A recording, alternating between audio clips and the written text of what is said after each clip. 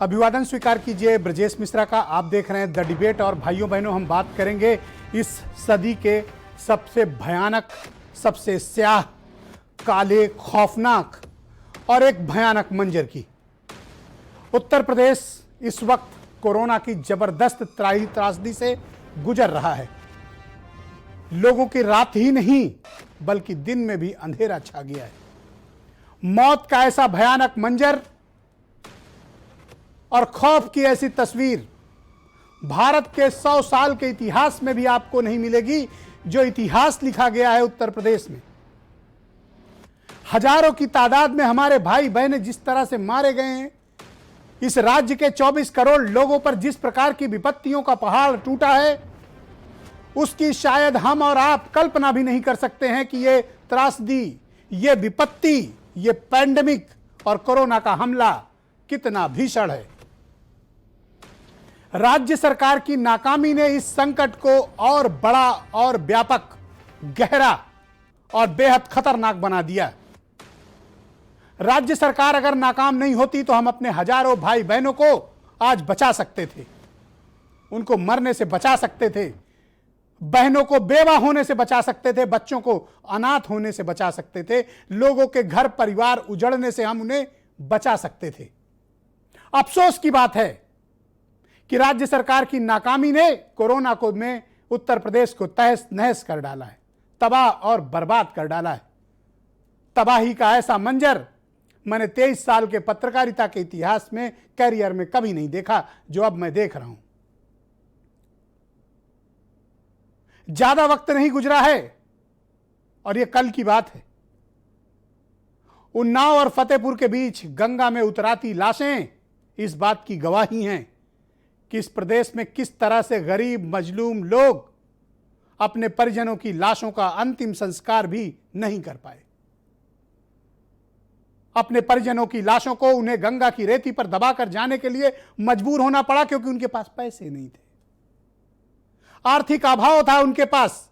अपने परिजनों के इलाज में घर, जेवर और खेत बेच दिया उन्होंने। अब अंतिम संस्कार तक के पैसे नहीं बचे थे। ऐसे 50 उदाहरण उत्तर प्रदेश के भीतर है। और सरकारें अंतिम संस्कार करवाने में भी सम्मानजनक तरीके से नाकाम रहीं।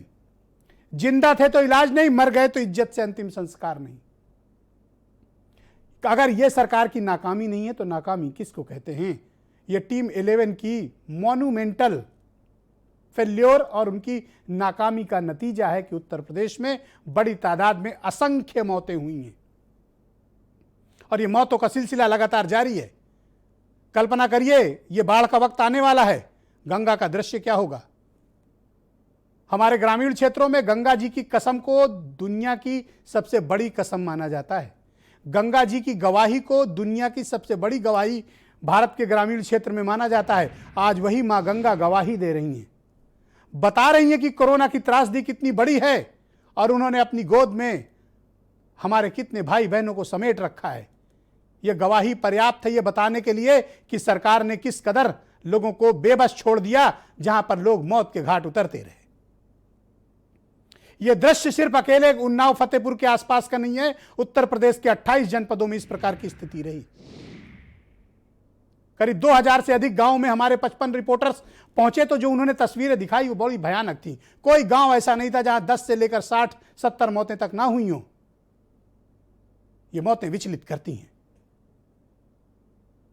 और अब जब कोरोना की लहर, दूसरी लहर अपने पीक पर पहुंचने के बाद उतार पर है, तो हमें ऐसी खौफनाक मंजर और कहानियां मिल रही हैं जिनमें दर्द है, जिनमें अपनों के बिछड़ने की वो कमी है जिसे हम आप पूरा नहीं कर सकते, कोई हुकूमत पूरा नहीं कर सकती है। शामली में मांगेराम मलिक का परिवार, एक किसान परिवार, कोरोना की त्रासदी का ऐसा प्रत्यक्ष प्रमाण है, आपकी आंखों में आंसू आ जाएगा, तकलीफ से भर उठेंगे आप, कलेजा कांप जाएगा आपका। अगर आप पत्थर दिल नहीं होंगे तो उन बच्चों के लिए सिंपैथी आएगी। मांगेराम मलिक की मृत्यु हो गई, मांगेराम की पत्नी की मृत्यु हो गई, मांगेराम के बड़े बेटे की मौत हो गई, उनकी बहू की भी मौत हो गई। पूरा परिवार बिखर गया मांगेराम का। यह शामली के लिसाड़ गांव की घटना है बहनों भाइयों। अब 3 बच्चे बचे हैं। सबसे बड़े की उम्र है 13 साल, 2 बहनें हैं उसकी। घर पर ताला लगा है, बच्चे ननिहाल चले गए हैं। क्या ये सरकार कभी इन बच्चों के साथ सिंपैथी के 2 शब्द बोल पाएगी? क्या भारत की हुकूमत या लखनऊ की हुकूमत कभी इन बच्चों के गम को बांट सकती है? किस तरह से उन बच्चों के रात ही नहीं बहनों भाइयों दिन भी अंधेरा हो गया। हमारे संवाददाता जब इन बच्चों से मिले तो ये बच्चे सिर्फ रोते रहे, पूरे समय रोते रहे, कैमरे पर बात करने की स्थिति नहीं थी। हमारे रिपोर्टर भी भावुक हुए, वो भी बहुत रोए वहां पे, और उन्होंने मुझे फोन करके कहा सर ये खबर मैं नहीं कर सकता। आप कल्पना करिए कि पत्रकार जाते हैं तो वो भावुक होकर सदमे में चले आते हैं, तो जिनके साथ ये घटना हो रही होगी उनकी क्या गुजर रही होगी। क्या हम आप 2 मिनट के लिए भी इन बच्चों के साथ इनकी तकलीफ को बांट सकते हैं? क्या कसूर है इनका? इनके माँ बाप को, इनके दादा दादी को अच्छा इलाज तक नहीं मिला, तड़प तड़प कर गांव में मर गए। आसपास के अस्पतालों में इन्होंने दम तोड़ दिया, किसी ने ऑक्सीजन की कमी से, किसी ने इलाज की कमी से, किसी ने अस्पताल न मिलने के कारण। क्या आज़ादी के इतने वर्षों के बाद जब आप मंगल ग्रह पर यान भेजने का दावा करते हैं और अपने ही राज्य के नागरिकों को ऑक्सीजन नहीं दे पाते हैं, अपने ही राज्य के नागरिकों को दवा नहीं दे पाते हैं, अपने ही राज्य के नागरिकों को अस्पताल में बेड नहीं दे पाते हैं, और वो तड़प तड़प कर मरते हैं और वो पीछे छोड़ जाते हैं, ऐसी निशानियां जो समाज को द्रवित करती हैं। एक समाज के रूप में, एक इंसान के रूप में और इंसानियत के रूप में ये हमारी त्रासदी है। ये बहुत विचलित, बेचैन करती है, मन को व्यथित करती है। राजनीति करने वाले या हुकूमत करने वाले बड़े पत्थर दिल होते हैं, उनको ऐसे दृश्य कभी बेचैन नहीं करते हैं। कर सकते हैं, मैं इस बात को लिखित आपको देने को तैयार हूं। मैं 23 साल से इनके बीच पत्रकारिता कर रहा हूं और मैंने ऐसे पत्थर दिल नेताओं की पूरी फौज देखी है जिनका कलेजा कभी पिघलता नहीं है। ऐसी मौतों से वो बेचैन नहीं होते हैं। हम और आप होते हैं, जिनमें मानवीय संवेदनाएं हैं वो होते हैं, लेकिन गंगा में बहती लाशें, उनको नोचते हुए कुत्ते और आपके परिजनों की लाशों पर बैठे हुए चील कौवे और नोचते हुए गिद्ध हमारे हुक्मरानों को कभी विचलित, बेचैन नहीं करते। ये बच्चा जवाब चाहता है। 13 बरस के हिमांशु भारत की सरकार और लखनऊ की हुकूमत से जवाब चाहता है। क्या कसूर है इनका? ऐसे बच्चों का क्या कोई ऑडिट किया जाएगा? क्या कोई सर्वे किया जाएगा जिससे पता चल सके कि कोरोना काल में ऐसे कितने हजारों बच्चे अनाथ हुए? कोई सर्वे नहीं किया गया है। ये कोविड से मरे, इसका भी कोई रिकॉर्ड नहीं है। सहायता उनको मिलेगी जिनको कोविड से मौत का रिकॉर्ड है। गांव के ये लोग जिस प्रकार से मरे हैं, सरकार अपने लोगों को स्वीकार नहीं कर रही है। जो 2000 टीचर, कर्मचारी, अनुदेशक, शिक्षा मित्र मारे गए हैं, तो गांव के इन गरीबों को कौन अकाउंट करेगा? मैं जानना चाहता हूं। क्या फार्मूला निकाला जाएगा जिससे पता चले कि हिमांशु के दादा दादी, मां और पिता की मौत कोरोना से हुई है? सरकारी आंकड़ों में इसके परिवार को कभी मदद नहीं मिल सकती। बहनों भाइयों, ये केस स्टडी मैं आपके समक्ष प्रस्तुत कर रहा हूं। देखिए और इस पीड़ा को महसूस कीजिए। दूसरों के गम के साथ खुद को जोड़ना सीखिए। एक समाज के रूप में हम कैसे एक हो सकते हैं, इसको पीड़ा है का वक्त है, दर्द का वक्त है, ये गम को बांटने का वक्त है। मन व्यथित रहता है दिन भर जब इस प्रकार की खबरें आती हैं, और मैं डिबेट में एक अफसोसनाक बातों के साथ आपके समक्ष आता हूं। मेरा भी कलेजा कांपता है। लेकिन क्या मजाल कि हमारी सरकारों के चेहरे पर कोई सिकन भी हो। उनको रात में 12 बजे जगाकर भी आप पूछेंगे तो कहेंगे ऑक्सीजन खूब है, बेड भी खूब उपलब्ध है, दवा भी खूब मिल रही है, ब्लैक फंगस के इंजेक्शन भी मिल रहे हैं। कहां मिल रहे हैं? बयानों में, प्रेस नोट में, लाइव वीडियो स्टेटमेंट्स में और वीडियो कॉन्फ्रेंसिंग में। हकीकत में उपलब्ध कुछ नहीं है। यह तो हुआ तस्वीर का एक पहलू। दूसरा पहलू इससे ज्यादा घातक, इससे ज्यादा निकृष्ट है। जो लोग कोरोना से बच गए, अलीगढ़ के भीतर जहरीली शराब से मारे जा रहे हैं, कीड़े मकोड़ों की तरह मारे जा रहे हैं। आबकारी मंत्री अपने जन्मदिन का जश्न मना रहा है और अलीगढ़ में लोग तड़प तड़प कर दम तोड़ रहे हैं। कोरोना जिनको नहीं मार पाया, उनको सरकारी दारू ने मार दिया। अभी जब मैं इस वक्त आपके साथ डिबेट कर रहा हूं बहनों भाइयों, 94 लोग मारे जा चुके हैं और असंख्य लोग अस्पतालों में भर्ती हैं। यह सिर्फ एक जिले की घटना है।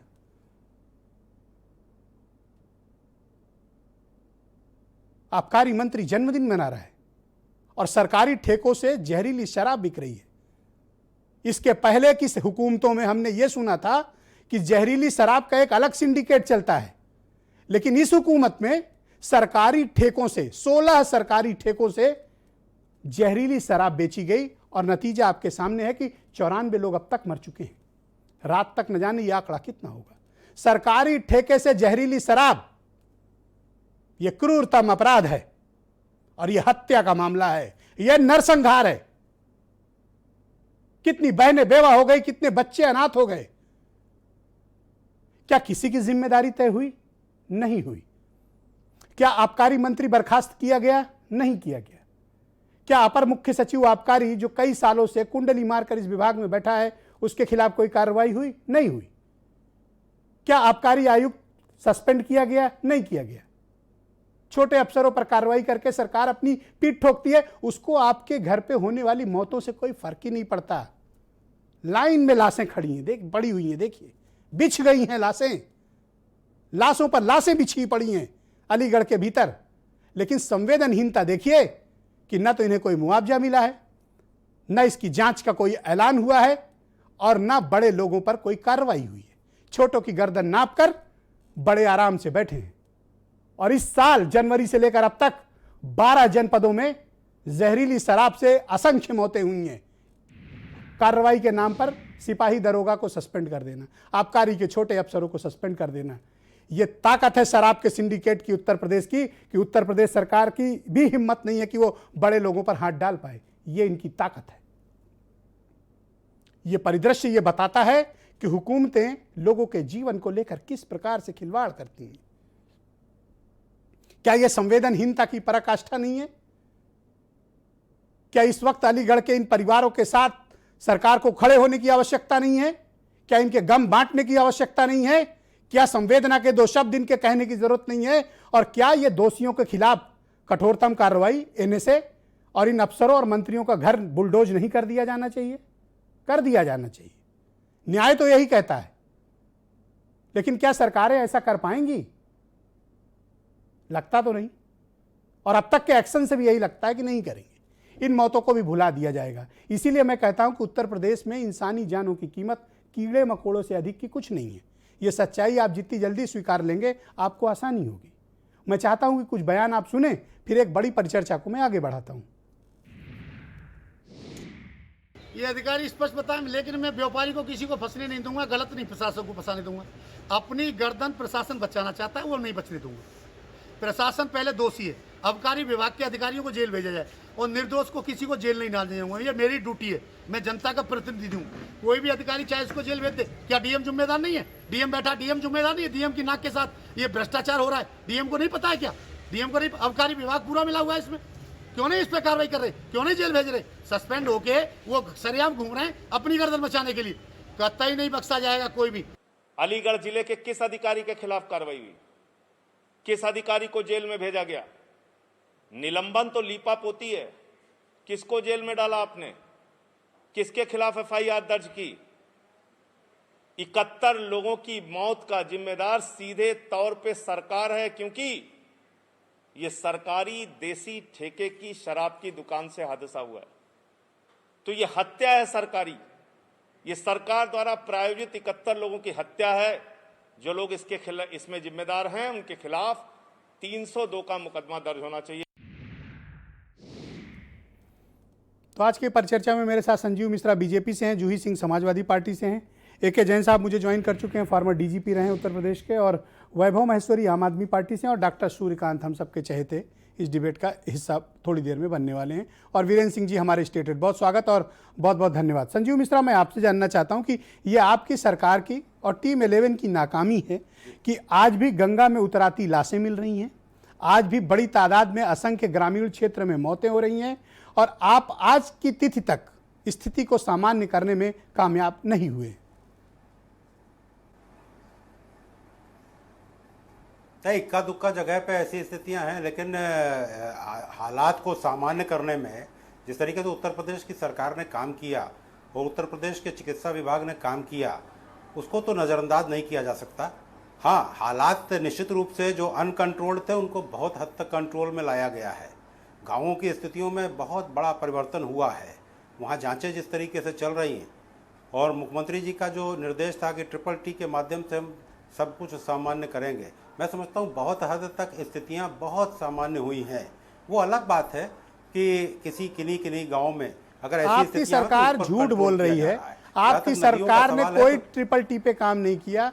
अगर ट्रेसिंग की है, आपने जो पहला टी आप बताते हैं जिसका मतलब, अगर ट्रेसिंग की है तो मैं कहता हूं कि आंकड़े सार्वजनिक कर दिए जाएं, आपकी ट्रेसिंग की पोल पट्टी खुल जाएगी।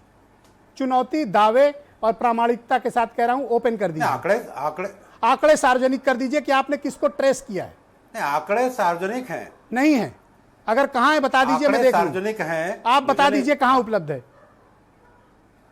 नहीं, अब ये तो जहां घर घर जाकर के जब उनकी टेस्टिंग हो रही तो बताइए ना वो तो आंकड़े, उनको ब्रजेश तो आप मिश्रा, अगर जूही साथ में सिंह, जाओगे ए.के. जैन अधिकारियों को, मुझे कहां लगता है एक्सेस ज्यादा करें, बेहतर आप रहेगा। बताइए। और अपने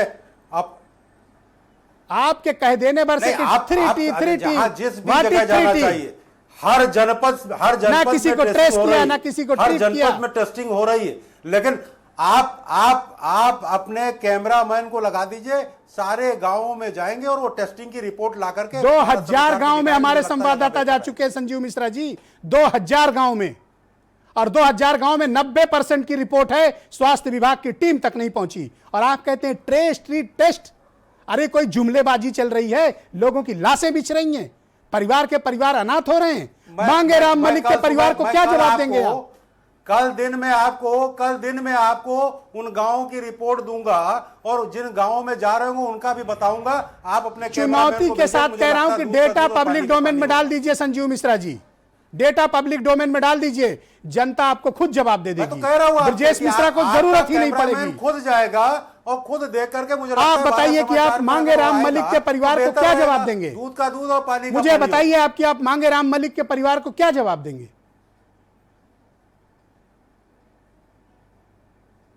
नहीं, देखिए, जहां तक आपने टेस्टिंग की बात की कि नहीं हो रही मैंने है, टेस्टिंग की कोई बात नहीं की। मुझे बताइए कि मांगे राम मलिक का परिवार जवाब चाहता है। उनका परिवार तबाह हो गया, बर्बाद हो गया, घर में सिर्फ 3 बच्चे बचे हैं। आपकी सरकार क्या जवाब देगी उनके लिए? क्या जवाब है आपके पास उन मौतों के लिए? नहीं, देखिए ऐसे सभी बच्चों के लिए उत्तर प्रदेश की सरकार और देश की सरकार काम कर रही है। उनको यथास्थिति उन्हें वो किया जा रहा है, उनको हेल्प की किया जा रहा है, तो किया जा रहा है, किया जा रहा है। पता नहीं क्या किया जा रहा है कि अब तक लोग तक पहुंच ही नहीं पाए। आप क्या कर रहे हैं आप लोग? नहीं, सब तक पहुंच रहे हैं, सबको मदद की जा रही है और ये जनता के डोमेन में है, कोई ऐसी बात नहीं है। सब जनता के डोमेन में। ठीक है, नहीं किया जा बहुत रहा। अच्छी बात कही कि जनता के डोमेन में। थोड़ा समय लग रहा है। एक सवाल का जवाब और दे दो आप। डाटा कलेक्ट है और सबको एक सवाल का जवाब और दे दो। अलीगढ़ उत्तर प्रदेश में एक जनपद है, जानते होंगे, पता है? बताइए मैं सुन रहा हूं। 94 मौतें हो चुकी हैं वहां पे 3 दिन के भीतर, और आबकारी मंत्री की ये तस्वीर है, वो जन्मदिन का जश्न मना रहे हैं। अब मैं क्या करूं, आप बताइए। What should I do? What should I do with him? बताइए, मैं क्या करूं ऐसे आबकारी मंत्री का? आपके बड़े चैनल पर विश्वास दिलाता हूं, आपके बड़े चैनल पर विश्वास दिलाता हूं कि इनमें कोई बचने वाला नहीं है। जिन लोग की बहनों भाइयों, उत्तर प्रदेश के 24 करोड़ लोग और अभी जवाब चाहते हैं कि जहां लाशें बिछ रही हों, लाशों पर लाशें बिछ रही हैं, उनको पकड़ा गया। उस डिपार्टमेंट का मिनिस्टर अपना जन्मदिन का जश्न मना रहा है। आप बताइए मैं क्या करूं इनका? और उत्तर प्रदेश की सरकार इस पर जवाब क्या देगी? मतलब आप किसी के गम के साथ, किसी की पीड़ा के साथ खुद को जोड़ भी नहीं सकते हैं। मदद तो करते नहीं हैं, किसी की पीड़ा पर आप नमक मिर्च तेजाब डालते हैं। मंत्री जश्न मनाएगा और यहां लाशें गिरेंगी। यह संवेदनशीलता आपकी? संजीव मिश्रा जी, नहीं, वहां जनपद स्तर पर भी कार्रवाई हो रही है। आबकारी विभाग के जो 2 अधिकारी थे उन पर भी कार्रवाई हुई है, निलंबित किया गया है। और जो मुख्य अभियुक्त था उनको सहित वो तो हमने 17 आपके लोगों सांसद की बात गिरफ्तारी भी सुनी। हो चुकी, 30 लोगों की गिरफ्तारी अब तो हो चुकी। Thank you. एके जैन साहब मुझे ज्वाइन कर अब तो चुके हैं 30 फार्मर लोगों की जी, गिरफ्तारी शुक्रिया हो चुकी आपका, है। आपका कोई शुक्रिया बचने वाला संजीव नहीं है मिश्रा ब्रजेश जी। ये इसमें जो लोग ये भी सब involved फर्जी होंगे, बातें उन हैं, पर मुझे सख्त मत बताओ, कार्रवाई मैं होगी। देख रहा हूं 5 सालों से बक्सा नहीं जाएगा, बक्सा नहीं जाएगा, और सब बक्स दिए गए हैं। ओके, एके जैन साहब मुझे ज्वाइन कर चुके हैं अरे फार्म। ओके, थैंक अरे यू, जो कार्रवाई शुक्रिया करती है, आपका, धन्यवाद, वरना मैंने पुरानी पर्याप्त समय सरकारें दिया। भी मैंने अब खुद आपको देखी सब्र है, करना चाहिए और जिन्होंने दूसरों केवल को जांच के सुनना नाम पर चाहिए, छोड़ दिया। इतना सब्र होना चाहिए। एके जैन साहब, अब तक तो आपने अपने करियर में सुना होगा कि अवैध शराब का एक अलग सिंडिकेट चलता है जो सरकारी ठेकों से अलग होता है। अलीगढ़ का मामला दूसरा है। यहां 16 सरकारी ठेके अब तक चिन्हित हुए हैं जो जहरीली शराब बेच रहे थे। यह अपने आप में संस्थागत तरीके से लोगों की गई हत्या है। इस पर 302 और मुकदमा चलाया जाना चाहिए। आपकी बात से पूर्णतः सहमत हूँ। लोग बात ठेके पे शराब इसलिए पीने जाते हैं कि वो शराब ऑथेंटिक होगी, ठीक होगी, और उससे उनको उनकी मौत नहीं होगी। अगर ये ठेकों से बिक्री हो रही है, ये बहुत ही गंभीर अपराध है। और इसमें न सिर्फ जो भी लोगों की डेथ्स हुई हैं, इनको स्टेट गवर्नमेंट के द्वारा कंपनसेशन दिया जाना चाहिए। इसमें निरंतर इनके ऐसी शॉप्स की ये सब सूचनाएं रहती हैं आबकारी विभाग के पास, पुलिस के पास, डिस्ट्रिक्ट मजिस्ट्रेट के पास, कि कौन माफिया तत्व हैं जो कि दुकानों के आवंटन में प्रवेश कर गए हैं, दुकानें इन्होंने आवंटित करा ली।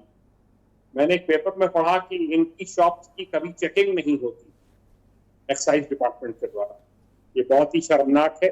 ये बिल्कुल 302 का अपराध बनता है और ये सब फांसी के हकदार हैं। इनको सार्वजनिक रूप से मेरे हिसाब से फांसी दी जानी चाहिए।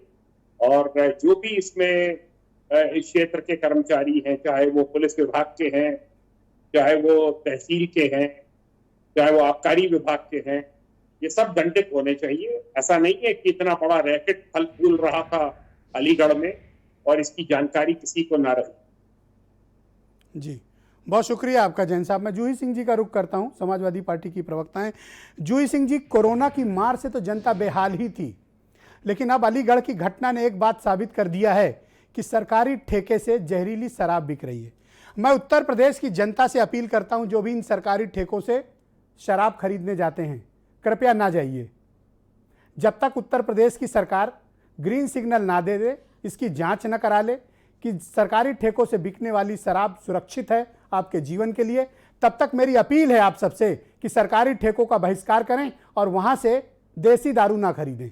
जूही सिंह जी, मैं आपसे जानना चाहता हूं कि ये कितनी नृशंस बात है और ये अपने आप में असंवेदनशीलता का मॉन्यूमेंटल एग्जाम्पल है कि आबकारी मंत्री अपना जन्मदिन मना रहा है और वहां लाशों पर लाशें बिछ रही हैं। ब्रजेश जी, न तो सरकार जनता की कठिनाई समझना चाहती है और अजीब संवेदनहीन और गैर जिम्मेदार सरकार है। इतना बड़ा कांड हो गया, 94 लोग मर गए। ये इतना बड़ा एक रैकेट जो चल रहा था बिना शीर्ष नेतृत्व के, केवल स्थानीय प्रशासन इसके लिए जिम्मेदार नहीं है। लखनऊ तक इसकी पूरी संज्ञान में होगा सरकार के। सरकार ने कोई एक्शन नहीं लिया। ऐसा धंधा पुष्पित पल्लवित होता रहा, भ्रष्टाचार का अड्डा बन गया है। हमेशा हमने सुना है कि एक्शन लेंगे। एक्शन किस पे होता है? जो सबसे निचले लेवल के लोग होते हैं आप सस्पेंड कर देते हैं। उसके अलावा जो बड़े लोग होते हैं उनके ऊपर कोई एक्शन क्यों नहीं होता है? आपने अभी उन्नाव और फतेहपुर का जिक्र किया। बहुत दिनों तक जब गंगा में लाशें बह रही थी और रेत में दबाई जा रही थी, तो फतेहपुर और उन्नाव के डिस्ट्रिक्ट एडमिनिस्ट्रेशन नाप रहे थे कि किसकी सीमा में वो लाशें हैं। फिर आपने उन पर से रामनामी चादरें खिंचवा ली। इस पर भी उन्नाव की डिस्ट्रिक्ट मजिस्ट्रेट ने कहा कि ये कालांतर से होता है। कितनी शर्मनाक बात है, कालांतर से। और भाजपा के प्रवक्ता कहते हैं कि उत्तर प्रदेश में यह प्रथा है कि जल समाधि दी जाती है। कभी हम लोगों ने यह दृश्य देखा है? कितना ये नृशंस दृश्य है और कितना गैर जिम्मेदाराना दृश्य है कि आपने अपने अफसरशाही पर कोई आपका कंट्रोल नहीं है और आपकी नीति और नीयत दोनों में खोट है। अभी सांसद जी को मैंने सुना, अगर अलीगढ़ के सांसद हैं तो ये कहना कि मैं किसी को सजा नहीं दूंगा, अधिकारियों को सजा होने दूंगा, तो अभी तक आपके संज्ञान में ये सब बात थी नहीं क्या? ब्रिजेश जी, हम लोग सब जानते हैं कि प्रशासन खुद जिम्मेदार होता है। अगर मंत्री जी सालगिरह मना रहे हैं तो मुझे लगता है कि उनको तुरंत बर्खास्त कर देना चाहिए मुख्यमंत्री को। मुख्यमंत्री तो बड़े निर्णायक मंत्री समझे जाते हैं, जगह जगह ठोक दो की नीति का वो प्रचार कर रहे हैं, तो इतना बड़ा भ्रष्टाचार क्यों टॉलरेट कर रहे हैं? और जो बड़े लोग हैं, चाहे वो डिस्ट्रिक्ट मजिस्ट्रेट और पुलिस प्रशासन, सबको पता रहता है, तो जवाबदेही तो तय होनी चाहिए। Thank you madam. लोग मरे हैं और इस पर कहना कि सरकार करेगा। ओके, वैभव माहेश्वरी, कोरोना का कुप्रबंधन उत्तर प्रदेश के लोगों पर बहुत भारी पड़ा है। असंख्य मौतें हुई हैं। आज तक देखिए गंगा में लाशें उतराती मिल रही हैं, चील, कौवे और कुत्ते हमारे परिजनों की लाशों को नोच रहे हैं। ये सब तो चल ही रहा था, और जो लोग इससे भी बच गए वो जहरीली शराब से मारे जा रहे हैं, वो भी सरकारी ठेके से बिकी हुई।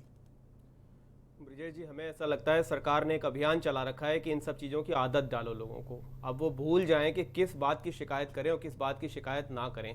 इतना हद तक हमें आदत डाल दी जा रही है कि रोज़ ऐसी ऐसी नृशंस घटनाएं हो रही हैं।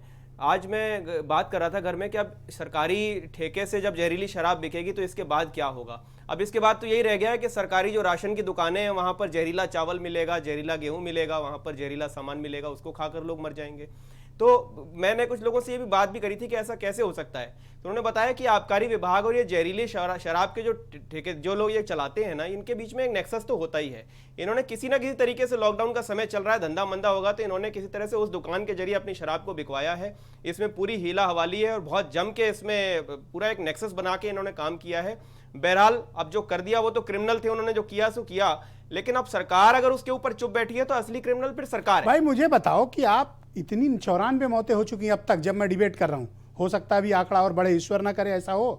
भाई और आबकारी मंत्री जन्मदिन के जश्न में डूबा है, 100 से ऊपर चले गया आंकड़ा। एसीएस संजय भूसरेड्डी पर कोई कार्रवाई नहीं 3 सालों से, सैकड़ों मौतों का जिम्मेदार आबकारी आयुक्त पर कोई कार्रवाई नहीं। अरे कौन लगते हैं भाई तुम्हारे? बिल्कुल ये बता रहा हूं कि अब इनके ऊपर कमेंट करने का मन नहीं करता। अब ये लगता है कि अगर सरकार हमारे जैसी आए ना, एक दिन के अंदर टांग के डाल देंगे इन सबको। ये जो आतंक मचा के रखा हुआ है, आप यहां से छूटोगे तो वहां जाके मरोगे, वहां से छूटोगे तो ऐसा लगता है सरकार ने शूटर लगा के रखे हुए जनता के ऊपर, कहां कहां बचोगे, हम तुम्हें मार देंगे। तो इस हालात में आप कुछ कमेंट करने लायक इन पे बचा नहीं है। मुझे नहीं समझ में आ रहा कि मैं इस पर किस तरह से अपनी प्रतिक्रिया दूं। थैंक यू, बहुत शुक्रिया आपका। और हम सबके चहेते डॉक्टर सूर्यकांत हमें ज्वाइन कर चुके हैं, नेशनल वाइस चेयरमैन है IMA के AMS सेल के, और कोरोना मामलों के देश के सबसे बड़े एक्सपर्ट, जिनकी वजह से हजारों लोगों को राहत मिली और हजारों लोग कोरोना से बचे। आज वर्ल्ड नो टोबैको डे है, और डॉक्टर साहब हमारे टोबैको कमेटी के मेंबर भी हैं और बड़ी ड्राइव चलाते हैं, और ये बड़े पैशनेट रहते हैं नो टोबैको को लेकर, और जितनी भी कैंपेन टीवी से लेकर इन सब की आई उसका ये हिस्सा रहे हैं, और बड़े मानवतावादी व्यक्ति हैं और बड़े सस्ते में ये इलाज करते हैं। इस नाते इनके बड़ी दुश्मनी बहुत लोगों से है। बहुत शुक्रिया आपका doctor Suryakant. World no tobacco day है आप आज का जी। आप क्या हमारे दर्शकों को संदेश देना चाहेंगे? देखिए, किंग जॉर्ज मेडिकल यूनिवर्सिटी में पहले 3 वर्ष मैंने एक तरह से अस्थायी रूप से, या यूँ कह लीजिए कि एडहॉक बेसिस पे लेक्चरर काम किया 96 से 98 तक, 96, 97, 98। उसी दौरान मेरा इंटरेस्ट जागृत हुआ। हमारे एक गुरुजी थे, उनके मार्गदर्शन में तो हम लोगों ने एंटी टोबैको काम करना शुरू किया। मुझे बताते हुए हर्ष हो रहा है कि हम लोगों के काम पे, जो हम लोगों ने काम 96 में शुरू किया था, उत्तर प्रदेश दूरदर्शन ने 1998 में एक डॉक्यूमेंट्री फिल्म बनाई, काफ़ी बढ़िया फिल्म थी, जिसमें हम लोगों ने, तब ये इतने बड़े पैमाने पर टोबैको का विरोध करना या रैली निकालना ये सब शुरू नहीं हुआ था। फिर WHO ने जब से 1987 से एंटी टोबैको एक ड्राइव शुरू की, फिर वर्ल्ड नो टोबैको डे ये मनाना शुरू हुआ, तो काफ़ी कुछ इसके बारे में अवेयरनेस लोगों को आई। अब देखिए, एंटी टोबैको काम तो मैं 25 साल से कर रहा हूँ, लेकिन बड़े धर्म संकट में रहता हूँ। ब्रजेश जी, आज मैं एक अपना टॉप सीक्रेट बताता हूँ कि मेरी जो ससुराल है ये पड़ती है फर्रुखाबाद में, एक जगह है कायमगंज, और उत्तर प्रदेश में सबसे ज़्यादा जो टोबैको का प्रोडक्शन होता है वो हमारी ससुराल में ही होता है। ओहो, और आप तो बुराई भी नहीं कर सकते। और हमारे साले साहब डॉक्टर विकास शर्मा, वैसे तो वो डॉक्टर हैं, लेकिन अक्सर कहते हैं कि भाई आप कायमगंज में आइए, इंटरव्यू दीजिए, अखबार मीडिया से करिए, लेकिन जरा तंबाकू के विरोध में थोड़ा मॉडेस्ट कर दीजिएगा, कम कर दीजिएगा। हालांकि मैं करता नहीं हूँ, अलग बात है, ससुराल वाले थोड़े नाराज रहते हैं हमसे, कोई बात नहीं। तो मैं आपको बता दूं कि तंबाकू से और इसके प्रोडक्ट से 40 तरह की बीमारियां, और कोरोना को भी आज हम जोड़ लेते हैं तो 26 तरह की अन्य बीमारियां, 40 तरह के कैंसर और 26 तरह की अन्य बीमारियां, कुल मिला के 66 का पैकेज है, 66 का पैकेज है। अब देखिए, कैंसर तो एक ही काफी है आदमी की मौत के लिए। अब वैसे तो आजकल मौत के बहाने चल रहे हैं, पता नहीं कौन कौन से बहाने आ गए हैं, लेकिन कैंसर भी बया भयावह स्थिति है और एक कैंसर ही काफी होता है। लेकिन तंबाकू, बीड़ी, सिगरेट से तो 40 तरह के कैंसर होते हैं। नाक का कैंसर, गले का कैंसर, तालू का कैंसर, जीभ का कैंसर, लैरिंग्स का कैंसर, ट्रेकिया का कैंसर, स्टमक का कैंसर। मैं अगर जहरीली पूरे शराब 40 से भी कोई कैंसर होता है? जी जी जी, बताता हूं। 40 तरह के कैंसर गिनाऊंगा तो पूरा मेरा समय इसी में निकल जाएगा। और दूसरी बात, बहुत सारी बीमारियां, ब्रेन से लेके, हार्ट से लेके, लंग से लेके, किडनी से लेकर जितने वाइटल ऑर्गन है, सबकी बीमारियां जो हैं वो बीड़ी, सिगरेट, तंबाकू से होती हैं। हमारे देश में 13 लाख लोगों की मृत्यु जो है प्रतिवर्ष वो तंबाकू और इसके प्रोडक्ट के कारण हो जाती है। पिछले 4 वर्षों से मैं प्रधानमंत्री जी और स्वास्थ्य मंत्री जी और प्रदेश के मुख्यमंत्री जी, गवर्नर साहिबा, उनको मैं बराबर पत्र लिख रहा हूं तर्क के साथ कि भाई क्यों ना इसको प्रतिबंध कर दिया जाए। और सिर्फ डॉक्टर सूर्यकांत नहीं करें, 2002 में मोदी जी के भी जो मेंटर थे स्वर्गीय अटल बिहारी वाजपेयी जी, उन्होंने एज ए प्रधानमंत्री कहा था कि भाई किसानों, अब तंबाकू जहर बंद करिए और इस पर फूलों की खेती करिए। इसी का एग्जाम्पल लेके मैं प्रधानमंत्री जी को 4 साल से चिट्ठी लिख रहा हूं। कभी ना कभी तो उनके नोटिस में आएगी, कभी ना कभी तो इस पर निर्णय होगा। और मैं आपके चैनल के माध्यम से कह रहा हूं कि इसको एक कमाऊ पूत माना जाता है, रेवेन्यू मिथ है ये। और मैं भारत सरकार के वित्त मंत्रालय की किसी भी कमेटी के सामने, किसी भी अधिकारी से लेकर चपरासी की कमेटी के सामने मैं डिबेट करने के तैयार हूं। मैं सिद्ध कर सकता हूं कि टोबैको एक रेवेन्यू मिथ है, ये कमाऊ पूत नहीं है, ये बिल्कुल गलत कॉन्सेप्ट है। और हमारे देश में केवल 13 लाख लोगों की जान ले रहा है, ये आपके इनकम नहीं बढ़ा रहा, आपकी रेवेन्यू नहीं बढ़ा रहा है। मुझसे कोई डिबेट नुकसान कर रहा है। मैं खुली डिबेट आमंत्रित करता हूं। एक बात जी। दूसरी बात, अभी आपने बात की अल्कोहल की। देखिए, अल्कोहल एक निश्चित मात्रा में है। देखिए, मैं पहले तो डिस्क्लेमर दे दूं, ना मैं बीड़ी पीता हूं, ना तंबाकू खाता हूं, ना शराब पीता हूं। मैंने कुछ नहीं कहा, आप कैसी बात कर रहे हैं? मैं प्योर शाकाहारी हूं, टीटोटलर। हाँ, वो भी समोसा कचौड़ी प्रेमी। वो तो वो वेजिटेरियन में जो आता है सब खा लेता हूं। ओके। तो मैं ये कहने जा रहा हूं कि अल्कोहल एक सीमित मात्रा में है, शुद्ध अल्कोहल। वो डॉक्टर्स भी कहते हैं कि थोड़ा ले लिया जाए तो उससे कोई नुकसान नहीं होता है। लेकिन अगर आप 30 ml पर डे से ऊपर जाएंगे, यानी एक हफ्ता में 180 ml या 200 ml की लिमिट को क्रॉस करेंगे, तो बहुत सारे नुकसान हैं, बहुत ही सारे नुकसान हैं। और ऊपर से अगर ये कंटामिनेटेड अल्कोहल है तो ये तो जानलेवा है। इसके लिए तो एक ही डोज काफ़ी है। उसके लिए तो 200 ml के ऊपर पर हफ्ते का एक बैरियर लगा हुआ है, एक राइडर लगा हुआ है। लेकिन अगर कंटामिनेटेड है, ये तो एक ही डोज काफ़ी है। और ये एक डोज बहुत आप देखिए अलीगढ़ में क्या हुआ जी, अलीगढ़ में क्या हुआ देखिए। हाँ, अलीगढ़ में आप इसके पहले भी कई होते रहे हैं, लेकिन ये पहली बार मुझे भी सुनने में अजीब लग रहा है कि वो सरकारी ठेकों से बिका है। ये मुझे भी, और ये न्यू नॉर्मल है। यही काम बुलंदशहर, महोबा, प्रयागराज, चित्रकूट, प्रतापगढ़, अयोध्या, बदायूं, हाथरस, आजमगढ़, अंबेडकर नगर, बदायूं और एक और जिला है अलीगढ़। अब ये ब्रजेश जी में एक चीज, ये मेरी रिसर्च है, एक लिंक और में चुनौती, प्रामाणिकता, दावे के साथ आइए डिबेट कर लीजिए। जी देखिए, तंबाकू हो, चाहे शराब हो, चाहे अफीम हो, चाहे गांजा हो, चाहे चरस हो, जितने भी एडिक्शंस हैं जी, इन सब एडिक्शन करने वालों को कोरोना का 2.5 से 3 गुना खतरा ज्यादा है। ये तो हो गया होने का खतरा। फिर अस्पताल में होने का खतरा वो भी ज्यादा है। अस्पताल में भर्ती होने के बाद वेंटिलेटर और आईसीयू की फैसिलिटी में जाना, वो भी खतरा ज्यादा है। और तो और इससे होने वाली मतलब कोरोना से बचना है तो टोबैको छोड़ दीजिए, दारू छोड़ दीजिए। बिल्कुल छोड़ना पड़ेगा। करेक्ट। अच्छा, बहुत सवाल आपसे आ रहे हैं, मैं नेक्स्ट राउंड में पूछूंगा। पोस्ट कोविड लोगों को तमाम तरीके की प्रॉब्लम्स हैं। जी जी जी। तो तमाम लोग सवाल पूछ रहे हैं कि हमें कोविड हुआ था, अब हम नॉर्मल ठीक हो गए हैं, लेकिन हमें किसी का सिर दर्द है, किसी कुछ प्रॉब्लम है, तो वो मैं आपसे नेक्स्ट राउंड में उसके बारे में सवाल रखता हूँ। बीरेन सिंह जी हमें ज्वाइन कर चुके हैं। भाई बीरेन जी, हमने तो ये उम्मीद की थी कि कोरोना काल में सरकार लोगों तक पहुँचेगी, मदद करेगी। शामली की घटना हो, उन्नाव की घटना हो, फतेहपुर की घटना हो, ये बड़ा अपने आप में अचरज उत्पन्न करती है और हैरान करती है। और उस पर से अलीगढ़ की घटना कि जो लोग कोरोना से बच गए वो जहरीली शराब से मारे गए। अभी जब डॉक्टर साहब बता रहे थे कि तंबाकू से 40 तरह का कैंसर होता है, तो भाजपा के प्रवक्ता संजीव मिश्रा बहुत डर गए, क्योंकि ये गुटखा खाते हैं कभी कभी, तो इनको भाई खतरा ज़्यादा है। और अलीगढ़ में 80 मौतों के करीब की जानकारी आ रही है। अब आप ये देखिए कि शराब से कभी 50 मौत, कभी 70 मौत, कभी 80 मौत, इस तरह की सूचनाएं आती रहती हैं। शराब, आबकारी विभाग कच्ची शराब, अवैध शराब बिकवाना बंद नहीं कर सकता, क्योंकि उसके पास न सिपाही है न संसाधन। आबकारी विभाग के एक इंस्पेक्टर के भरोसे 2-2, 3-3 तहसीलें रहती हैं, तो वो कहाँ से गांव-गांव में छापामारी करके कच्ची शराब रोक लेगा। और जो कच्ची शराब बिकती है वो स्थानीय पुलिस बिकवाती है, थाने का सिपाही बिकवाता है, दरोगा भी बिकवाता है, और कहीं कहीं थानेदार भी बिकवाता है। ये सब एकदम सच्ची बात है, क्योंकि पुलिस गांव-गांव तक पहुंची हुई है और वो हर तीसरे दिन भी जा सकती है। आबकारी विभाग हर दूसरे तीसरे दिन किसी गांव में छापा नहीं मार सकता, बहुत काम है और बहुत संसाधन और लोग कम हैं।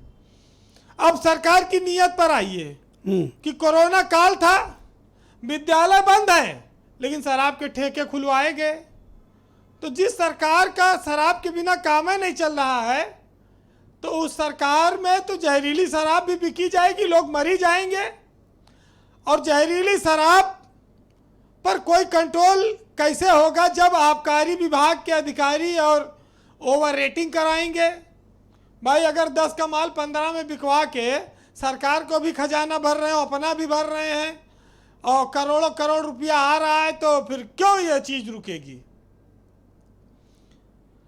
जिस प्रदेश में लोगों के पास 2 जून की रोटी मुश्किल है, जिनके घरों में मातम है, माँ बाप सब मर गए, बच्चे बच्चे हैं, आप देख रहे हैं, अनाथ हैं, तमाम ऐसे परिवार हैं कि जिनके माँ बाप मर गए, बच्चे ननिहाल में रह रहे हैं, किसी के बच्चे अपने चाचा के यहाँ रह रहे हैं, और किसी के बच्चे अनाथ आश्रम पहुँच गए हैं।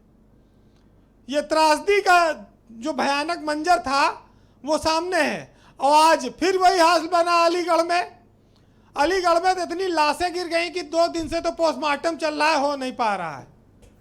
और डीएम 3 साल से 4 साल से तैनात हैं और मजा पूरा लूट रहे हैं लोग। अब सबसे बड़ी बात यह है कि अगर सरकार का ये लोग फायदा करा रहे थे, तो भाई जो शराब का पी के मरे तो सरकार को उनके लिए मुआवजे भी ऐलान करना चाहिए। क्योंकि हमारे यहाँ समस्या इतनी विकट है कि छोटे छोटे अधिकारियों को निलंबित किया जाता है। उत्तर प्रदेश के आबकारी आयुक्त और अपर मुख्य सचिव आबकारी पी गुरु प्रसाद और संजय भूस रेड्डी, ये दोनों साउथ इंडियन अफसर हैं और इनकी जुगलबंदी बहुत अच्छी है। और कैसे उत्तर प्रदेश में शराब का सिंडिकेट चलता है, अफसरों के माध्यम से अब चलता है, और ओवर रेटिंग का पैसा कहां कहां तक जाता है, ये सब खुलेआम नहीं कहा जा सकता, लेकिन समझने वाले समझ लें। अब बात आती है कि भाई कार्रवाई कब होगी। जिस सरकार में एक एक जिले में 4-4 साल से डीएम हो, तो उन पर कार्रवाई होगी, और अपर मुख्य सचिव और आबकारी आयुक्त पर। मतलब ये सिंडिकेट इतना ताकतवर है कि सरकार की हिम्मत नहीं पड़ रही कि भूस रेड्डी, गुरु प्रसाद और डीएम अलीगढ़ पर हाथ डाले। देखिए, ये ब्यूरोक्रेसी पर हाथ नहीं डाल पाए, न डाल पाएंगे। और अब तो आखिरी दौर में आ रही है सरकार, 7 महीने चुनाव बचाए, अफसरों से क्या पंगा लेगी। तो अफसरों को जिस प्रदेश में अफसरों ने बेलगाम होकर लूट की हो, बेलगाम होकर, भाई अभी इतना बड़ा कोरोना काल चल रहा है, लोग मरे, सिलेंडर की कालाबाजारी हुई, गैस की हुई, अस्पताल में प्राइवेट नर्सिंग होमों ने लाखों लाख लूटा, एम्बुलेंस ने मनचाहा लिया, सवाहन ने मनचाहा लूटा, किसी पे किसी का कोई कंट्रोल तो रहा नहीं। जांच के नाम पर कहते जांच खत्म हो गई, एफआईआर कहते, एफआईआर में पता नहीं क्या हुआ। तो इस शराब में 80 लोग मर जाए, 100 लोग मर जाए, 500, 400 से ज़्यादा मौतें संजय भूस रेड्डी और गुरु प्रसाद के कार्यकाल में हो चुकी हैं। तो सरकार को इनको भी तो जिम्मेदार ठहराना चाहिए। और जहाँ जहाँ ओवर रेटिंग की शिकायत आती है, तो सरकार के पास इतने विभाग, अगर आबकारी विभाग के अधिकारी चोर हैं, तो वो दूसरे किसी विभाग के अधिकारी से रिपोर्ट ले लेना, एलआईयू से लेने नहीं चाहते, सच्चाई तो ये जानने नहीं चाहते, तो कार्रवाई कहाँ से करेंगे। देखिए, जब अपने घर में मौत होती है तो लोगों को दर्द होता है, दूसरे के दुखों पर तो 5-10 मिनट आदमी दुखी होता है, उसके बाद आदमी अपने रूटीन में लग जाता है। तो सरकारों में चाहे मंत्री हो चाहे सरकारें हो, सबका संवेदनशीलता। मैं खबर पढ़ रहा था बीरेन जी कि वहां लाशें गिर रही हैं और आबकारी मंत्री जश्न मना रहा है अपने जन्मदिन का। मतलब ऐसी असंवेदनशीलता लाते कहां से हैं? भाई यही तो भाजपा का असली चेहरा है कि लोगों के दुखों पर जश्न मनाने वाले लोग मंत्री बने बैठे हैं और गरीब आदमी की जान की कोई कीमत नहीं है। छोटे छोटे बच्चे अनाथ हो गए। शराब तो चलिए समाज का नाश करती है, ठीक है, लेकिन जब पिलाने के लिए इतने सारे बहाने और इतने सारे लॉकडाउन खोल दिए गए जी, तो फिर ये सब हादसे तो आएंगे। अब ये सरकार ये तय करे कि उसको उत्तर प्रदेश के गरीब जनता की जान प्यारी है या ये IAS अधिकारी, क्योंकि 3-3 साल से DM है CB सिंह वहां और मनमानी चल रही है। अब अगली सरकार या ये सरकार चाहे तो इनकी सबकी संपत्तियों की जांच करावे कि कितना इन लोगों ने कमाया है, लेकिन क्या कराएंगे। जी बहरहाल जी वीरेंद्र जी, उत्तर प्रदेश के बहुत सारे लोग सुन रहे हैं। ये सरकार हर पाप का ठीकरा विपक्ष पर फोड़ती है, तो इस शराब कांड में जो 80 लोगों के करीब मौत की खबर है, इसके लिए वो क्या विपक्ष को जिम्मेदार बनाएगी? किसके लिए विपक्ष जिम्मेदार है?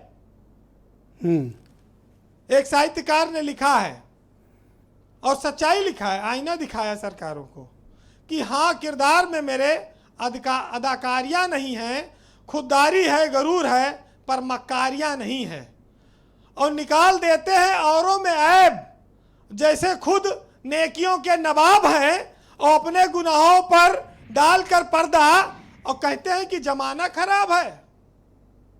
बहुत बहुत शुक्रिया वीरेंद्र जी, बहुत बहुत धन्यवाद। आपने बड़ी सारगर्भित तरीके से अपनी बात रखी।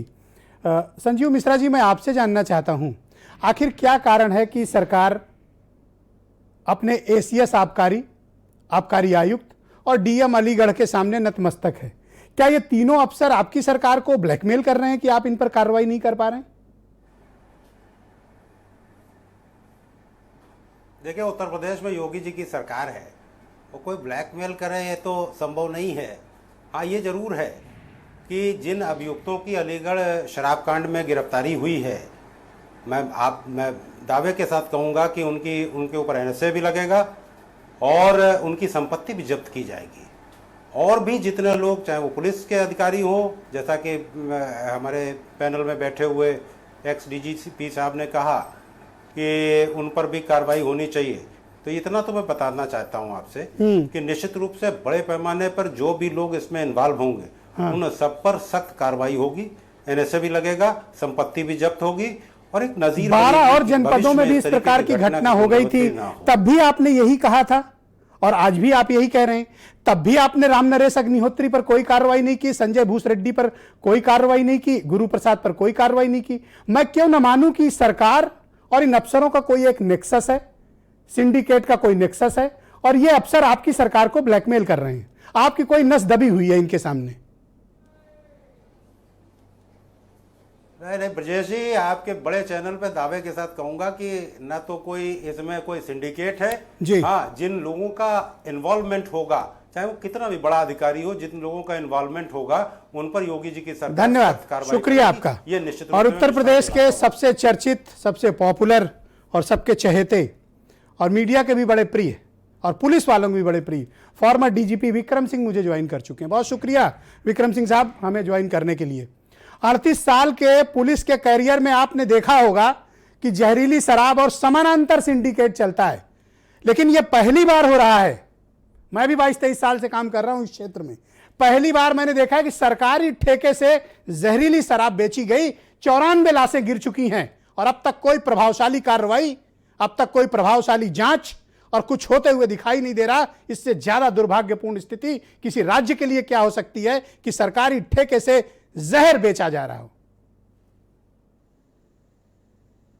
ब्रजेश जी, आपने बिल्कुल सही वक्तव्य दिया।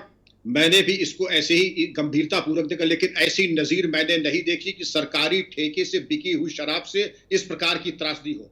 और इसके दावतनामा दरअसल हमने खुद दिया है। ब्रजेश जी गौर से सुने, कासगंज में सब इंस्पेक्टर अशोक कुमार पाल की हत्या होती है, कांस्टेबल देवेंद्र सिंह गंभीर रूप से घायल होता है। हमने मनमाने तरीके से, बहुत हल्के तरीके से लिया। कैंसर का इलाज हमने बैंडेड लगा के किया। डॉक्टर सूर्य कुमार जी ने यहाँ बैठे हैं और उन्होंने अवगत कराया कि शराब और तंबाकू के भयावह परिणाम, उसके बारे में तो खैर अलग से डिबेट होगा, लेकिन इसके बारे में मैं 4 बिंदु बताना चाहूंगा ब्रजेश जी। हम लोगों के टाइम में एक तो ये कभी होता नहीं था, अगर कभी हुआ पूछताछ करने एज एसएसपी डीआईजी खुद जाते थे थाने में, ये लोग पतलून गंदी कर लेते थे, ऐसा दहशत रहती थी इनकी कि अब थाने से जिंदा जाएंगे या लाश जाएगी इनकी।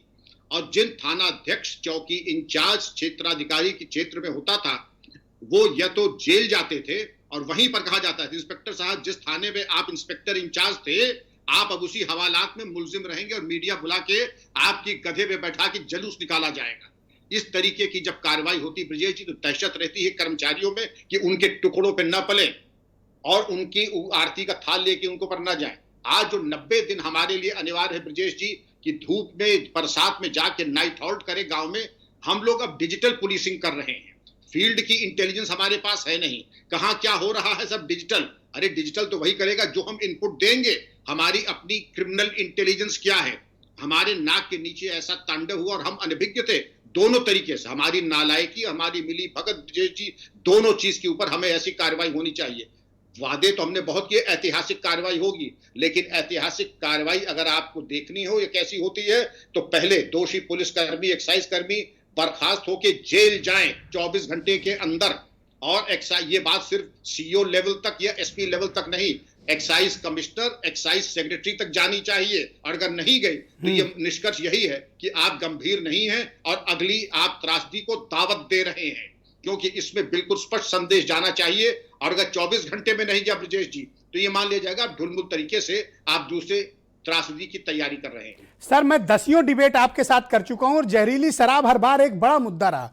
आपने हर बार सजेस्ट किया कि किस प्रकार से प्रभावी कार्रवाई की जानी चाहिए। जनवरी से लेकर अब तक 12 जिलों में इस प्रकार की घटनाएं हो चुकी हैं और 3 सालों में हजारों लोग मारे जा चुके हैं। एक में भी अगर प्रभावशाली कार्रवाई की गई होती तो आज इस तरह हमारे भाई बहनों की इस तरह से तड़प तड़प कर मौत नहीं हो रही होती जो अलीगढ़ के भीतर हो रही है।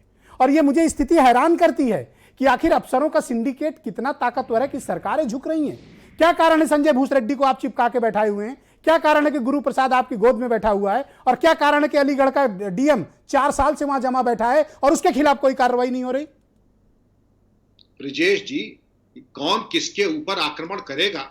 अब ये 2 कौड़ी के शराब के तस्कर और नकली शराब बनाने वाले पुलिस पे आक्रमण करेंगे। आपने वो भी दिन देखा था, अरविंद जैन साहब भी मौजूद हैं, इनकी हिम्मत ने, ये पीपल के पत्ते की तरह कांपते थे पुलिस के सिपाही को देख करके इनके, और आज इनका मनबड़ इतने हो गए। आपकी बातों में तार्किक बल है और इसको नकारना आसान नहीं होगा, क्योंकि इतने मनबड़ तब होते हैं जब इनको मालूम है कि हमारे ऊपर आसानी से कार्रवाई नहीं होगी ब्रजेश जी, तब पुलिस पे हमला होता है। और पुलिस पे जब हमला होता है तो एक स्थिति उत्पन्न होती है जिसको कहते हैं लाचिरागी। उस गांव में ऐसी हालात पैदा कर दिए जाते हैं कि चिराग जलाने वाला कोई नहीं रहता है। जितने जवान आदमी रहते हैं उनकी ऐसी व्यवस्था, उनकी सेवा शुश्रूषा की जाती है, क्योंकि पुलिसकर्मी प्रशिक्षित होते हैं सेवा करने में। जैसे कोरोना काल में सेवा कर रहे हैं मरीजों की, वैसे मुलजिमान की भी सेवा करने में अभ्यस्त होते हैं। ऐसी सेवा होती है कि लोग 50 साल बाद भी याद करते हैं कि पुलिस बल आया था और ऐसी सेवा की आज भी घुटनों में, जोड़ों में दर्द हो रहा है। लेकिन वो सब चीजें अब इतिहास की हो गई हैं और इसीलिए ये ट्रेजेडी 12 जिलों के आपने दिया। आप 12 का 3 कॉलम का एक स्टेटमेंट मंगवा ले, कितने पुलिसकर्मी बर्खास्त हुए, एक्साइज वाले बर्खास्त हुए, कितने वरिष्ठ अधिकारी सस्पेंड हुए, विभागीय कार्रवाई करके मेजर पेनल्टी दी गई। एक केस नहीं मिलेगा ब्रजेश जी, नहीं मिलेगा। मैं सहमत हूं आपसे, एक भी केस नहीं मिलेगा। दिखावे के लिए सिर्फ बयान मिलेंगे, सख्त कार्रवाई की जाएगी, किसी को बख्शा नहीं जाएगा और सबको बख्श दिया जाता है। इसी का कारण है कि इतनी बड़ी तादाद में लोगों की मौतें हो रही। जूही सिंह ज्वाइन कर चुकी मुझे, समाजवादी पार्टी की लीडर हैं। जूही सिंह जी, कोरोना की त्रासदी तो लोग भुगत ही रहे हैं, गांव गरीब, मजरा और पूर्वा के लोग। इस प्रकार की संवेदनहीनता कि जब लाशें गिर रही हों तो आबकारी मंत्री जश्न मना रहा है और वो भी सोशल मीडिया पर तस्वीरें, केक खाते, लोगों को बधाई देते, धन्यवाद देते। आखिर ये निर्लज्जता नहीं है तो क्या है? ये असंवेदनशीलता नहीं है तो क्या है? ब्रिजेश जी, इससे उनकी संलिप्तता तय होती है, उनको अच्छी तरह पता होगा कि कहाँ क्या हो रहा है। और विक्रम सिंह जी के साथ मैं कहूंगी कि केवल इसमें अन्य अफसर नहीं, पुलिस वाले भी इन्वॉल्व होते हैं। ऐसा तो है नहीं कि स्थानीय प्रशासन या उससे ऊपर का जो प्रशासन है उसको पता नहीं रहता है कि किस तरह का यह धंधा चल रहा है। लॉकडाउन का समय है, इस समय तो सूचनाएं और आसान से पहुंच जाती थी, तो ऐसा हादसा कैसे हुआ? जनवरी से जैसा आप कह रहे हैं कि लगातार ऐसे हादसे हो रहे हैं, कौन सी कार्रवाई सरकार कर रहा है? सरकार छोटे अफसरों पे कार्रवाई करते हैं, सरकार कांस्टेबलों पे, सिपाहियों पे कार्रवाई करते हैं, क्या वही जिम्मेदार है? क्या आपको भी वही लगता है जो मुझे लगता है कि अफसरों का एक ग्रुप इस सरकार को ब्लैकमेल कर रहा है? ब्रिजेश जी, ये सरकार ब्लैकमेल नहीं हो रही है, संलिप्त है उन अफसरों के ग्रुप के साथ, इसलिए उनकी भी उतनी जिम्मेदारी है। आप चुनाव लड़कर आते हैं तो सांसद जी के आज ये कहने से कि मैं किसी को सजा नहीं होने दूंगा, वो जिम्मेदारी मुक्त नहीं हो जाते। हर सूचना हर नेता के पास होती है, ऐसा कोई नेता नहीं कह सकता कि मुझे पता नहीं है। मुख्यमंत्री तो उड़न खटोले से रोज घूम ही रहे हैं, उनको भी नहीं पता है और अचानक ऐसा कांड हो जाता है। कोई जांच ना, कोई एक जांच तक ऑर्डर नहीं की गई। एक बड़ी प्रोब, एक इंडिपेंडेंट प्रोब होनी चाहिए कि सरकारी ठेके से। मैं तो अपील करता हूं उत्तर प्रदेश के मेरे भाई बहनों से कि आप सरकारी ठेके से दारू मत लें, क्योंकि उसमें जहर हो सकता है और उत्तर प्रदेश की सरकार इस पर कोई जांच भी नहीं करा रही है। ब्रिजेश जी, अपने खिलाफ थोड़े ही जांच कराएंगे, वो जब खुद संलिप्त हैं तो क्या जांच बैठाएंगे और बैठा दें? केवल कहने से तो बहुत कुछ हो गया कि हम ठोक देंगे, हम ठीक कर देंगे, हम मुकदमा बोलने पर लगा देंगे। तो आज के दिन में पारदर्शी जांच। थैंक यू मैडम, आपने अच्छी बात कही, मुकदमे वाली बात आपने कही। अब एक आज सुप्रीम कोर्ट की सुनवाई के दौरान, हमारे इलाहाबाद हाई कोर्ट में सीजे भी रह चुके हैं, आजकल सुप्रीम कोर्ट में है चंद्रचूड़ साहब, उन्होंने एक टिप्पणी की कि पता नहीं ये जो नदी में शव बह रहे थे, इस पर बहते हुए शवों पर उन्होंने किसी चैनल पर देखा होगा, होपफुली भारत समाचार पे ही देखा होगा, तो उन्होंने टिप्पणी की कि पता नहीं इसे दिखाने वाले चैनल पर राजद्रोह का मुकदमा दर्ज हुआ कि नहीं हुआ। ये ऐसा उन्होंने कटाक्ष किया वैभव महेश्वरी। ये हालत है, मतलब जज साहब लोग भी जानते हैं कि सरकारें क्या करती हैं।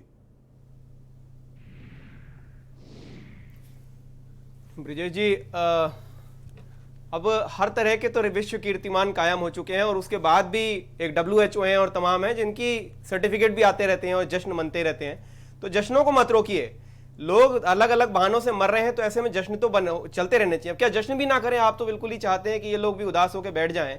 इतनी बड़ी सफलता हासिल की है कि कोरोना काल में पिछली बार ऑक्सीमीटर के घोटाले किए, इस बार लाशें बिछी हुई हैं और आप उन लाशों के बीच जाकर केक काटोगे। इस बार जो है नाइट्रोजन सिलेंडर को बेचने में ऑक्सीजन भरवा के देने की कोशिश कर रहे थे। एक अगर जरा सी सांस चली जाए तो आदमी मर जाए, तो आदमी क्यों नहीं जश्न मनाएगा? हम मामले पे मामले खोलते चले जा रहे हैं, इनको कोई फर्क नहीं पड़ता। ये पहले की सरकारें तो ये भी करती होंगी कि खाना पूरी के लिए नीचे के 2-4 लोगों को नाप देती होंगी, कोई इंक्वायरी बैठाती होंगी। ये तो एक बयान देते हैं SIT। अगर आप एक तो यही पता लगा लीजिए कि 250-300 SIT अब तक ये बना चुके होंगे, जिनको ये बस्ते में डालते SIT की जांच के लिए भी एक SIT बनाते हैं, इसके लिए एक और SIT कर देंगे और अंत में ये कितनी SIT बनी है। क्या आपको भी यही लगता है कि संजय भूस रेड्डी, गुरु प्रसाद, राम नरेश अग्निहोत्री ये सब किसी सिंडिकेट का हिस्सा हैं जो ब्लैकमेल कर रहे हैं सरकार को, कि सरकार की हिम्मत नहीं कि इन तीनों पर हाथ डाल सके? भाई पूरा का पूरा नेक्सस है इसमें, किसी एक आदमी का नाम लेकर उसको ना तो क्लीन चिट दी जा सकती है, ना उसे गुनहगार कहा जा सकता है। आप अगर किसी छोटे कम क्षमता के आदमी से भी इस घटना की जांच कराने तो वो भी दूध का दूध पानी का पानी कर देगा। लेकिन अरे मैं तो कह रहा हूं विक्रम सिंह साहब को स्पेशल जांच अधिकारी नियुक्त कर दो, अधिकारी बना दीजिए। यहाँ पर जो पूरा पैनल डिमांड करता है, बताइए जूही सिंह जी, यहाँ किया जाए। अलग अलग दलों के लोग बैठे हैं, उनको शामिल कर लीजिए, काबिल अफसर ओके, संजीव मिश्रा कर लीजिए। आपकी पार्टी सहमत है विक्रम सिंह साहब को जांच अधिकारी बनाओ? क्यों नहीं बनाना चाहिए? बोलो संजीव मिश्रा, हुए हैं, आप कर दीजिए। बोलिए संजीव मिश्रा। देखिए ब्रजेश जी, नहीं एक सेकंड मैडम जी, सुन लीजिए, मेरी बात आने दीजिए तो बेहतर रहेगा। नहीं क्यों नहीं सर, विक्रम सिंह साहब को जांच दो। मेरी बात आने दीजिए तो बेहतर रहेगा। आप दे रहे हैं उन लोगों को, मैं जानना चाहता हूं कि आपका जो प्रस्ताव है उनकी पार्टी में आपस में तालमेल है भी कि नहीं है? आपकी कई बार यहाँ पर होता है कि नहीं होता है? वैभव जी 1 मिनट रुक जाओ, वैभव जी रुक जाओ, 1 सेकंड रुक जाओ, मेरे लिए प्रस्ताव है मैं उत्तर प्रदेश के माननीय मुख्यमंत्री जी तक पहुंचा करके आपका जो प्रस्ताव है भारत समाचार के 24 करोड़ दर्शकों की तरफ से मैं भी ये डिमांड करता हूं कि विक्रम सिंह पूर्व DGP को अलीगढ़ मामले में स्पेशल जांच अधिकारी नियुक्त किया जाए। मेरी भी ये डिमांड है। अरे सर, उनको टंगवाना थोड़ी है, वो तो नेक्सस से अपना ही लोग हैं, उनको थोड़ी टंगवाना है, उनको और उनको जांच अधिकारी नियुक्त किया जाए ताकि दूध का दूध और पानी का पानी स्पष्ट हो सके। दिल्ली की बात नहीं हो रही है जी, ऑलराइट, थैंक यू। ये आपस में लड़ना बंद कीजिए। हमारे साथ डॉक्टर सूर्यकांत मौजूद हैं, बहुत सवाल लोगों ने उनसे किए हैं। डॉक्टर सूर्यकांत जी, पहला सवाल ये कि कुछ लोग कोविड के बाद ठीक हो गए हैं, अब किसी के घुटने में दर्द है, किसी के पैर में दर्द है, किसी को थकान बहुत होती है, किसी के मजिल्स में पेन बहुत है, तरह तरह के कॉम्प्लिकेशंस हैं और लोग सवाल पूछ रहे हैं। आपको टीवी पे देख लिया है उन्होंने, आप बताइए एक एक करके लोगों को जवाब दीजिए। देखिए 80-90 और जवाब देने से पहले बता दीजिए कि विक्रम सिंह जी को जांच अधिकारी बनाएं कि न बनाएं? नहीं, विक्रम सिंह जी बहुत सक्षम अधिकारी हैं। अब जांच बनाना अधिकार बना मेरा तो है नहीं। ओके, वो तो भाई ठीक है, अब आप शुरू कीजिए। जी मैं एक बात बता दूं आपको कि 100 अगर लोगों को कोरोना हुआ है तो लगभग 70-80 लोगों को पोस्ट कोविड कुछ न कुछ प्रॉब्लम होती है। तो बहुत ऐसे भाई बहनों से मेरा ये सब पहले है कि पहले तो भाई आप ये करिए कि भगवान का शुक्रिया अदा करिए कि आपकी जान बच गई।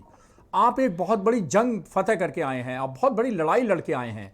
तो अब पहले अपने इष्ट देव जो भी हो सकते हैं उनका जाके कुछ आप शुक्रिया अदा करिए, उनको कहिए कि भगवान बहुत बहुत धन्यवाद, आपने मेरा जीवन बचाया, मेरी रक्षा की, मेरी सुरक्षा की।